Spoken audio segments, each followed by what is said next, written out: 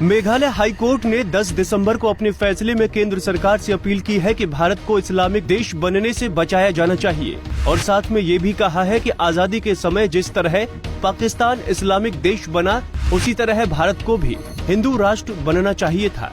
Justice Sudeep Ranjan Sen ने अमन राणा नामक एक व्यक्ति की याचिका पर सुनवाई करते हुए ये टिप्पणी की। आइए जानते हैं जस्टिस सेन ने किन किन मुद्दों पर चिंता व्यक्त की।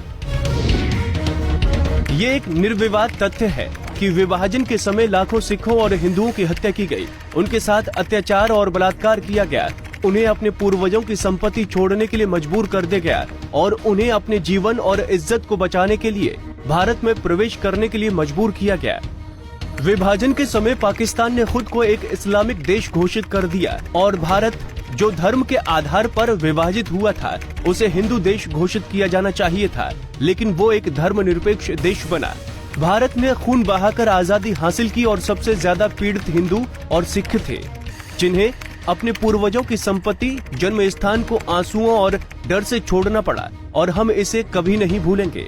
हालांकि ये उल्लेख करना गलत नहीं होगा कि जब सिख आए तो उन्हें सरकार से पुनर्वास मिला, लेकिन हिंदुओं को समान व्यवहार नहीं मिला।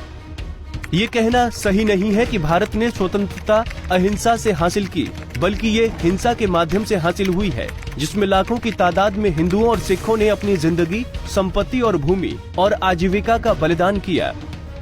आज भी पाकिस्तान, बांग्लादेश और अफगानिस्तान में हिंदू, सिख, जैन, बौद्ध, ईसाई, पारसी, खासी, जयंती और गारो पर अत्याचार किया जाता है। उनके पास कहीं और जाने के लिए कोई जगह नहीं है और विभाजन के दौरान भारत में प्रवेश करने वाले हिंदुओं को अभी भी विदेशी माना जाता है, जो मेरी समझ में बेहद अनौपचारिक है, अवैध और प्राकृतिक न्याय के सिद्धांत के खिलाफ है। कानून लोगों के लिए बनाए जाते हैं, न कि लोगों को कानूनों के लिए बनाया जाता है। और ये भी एक तथ्य है कि कानून तभी प्रभावित हो सकते हैं जब वो इतिहास और जमीनी वास्तविकता को ध्यान में रखें।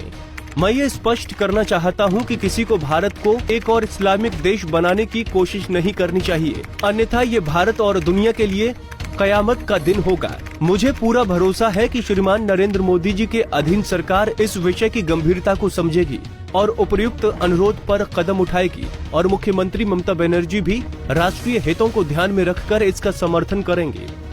मैं प्रधानमंत्री, कानून मंत्री और सांसदों से अपील करता हूं कि वो कानून पास करें जिसमें पाकिस्तान, अफगानिस्तान और बांग्लादेश से आए हिंदू, सिख, जैन, बौद्ध, ईसाई, पारसी, खासी, जयंती और गारो समुदाय के लोगों को बिना प्रमाण पत्र के देश की नागरिकता दी जाए। मैं उन मुस्लिम भाई और बहनों के खिलाफ नहीं हूं जो कई पीढ़ियों से भारत में रह रहे हैं, जो देश के कानून का पालन करते हैं, वो शांतिपूर्वक यहाँ रह सकते हैं। कोर्ट सरकार से आशा करती है कि वो इस अदालत के फैसले पर गौर करेगी और देश और उसके नागरिकों की रक्षा करेगी। पंजाब केसरी के लिए मनीष शर्मा की रिपोर्ट।